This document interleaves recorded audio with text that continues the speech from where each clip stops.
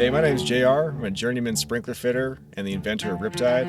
And this here is Spencer, an excellent marksman. Now I know what you're asking yourselves. What do guns have to do with fire protection?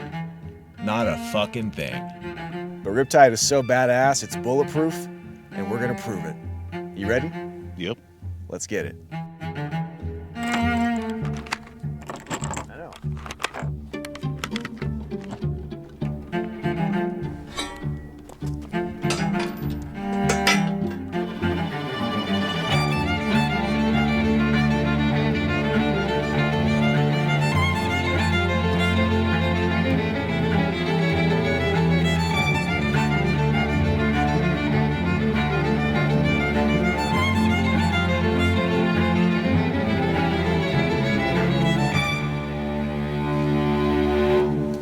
Look at that, full stop. Nothing made it through. Now let's see how plastic holds up.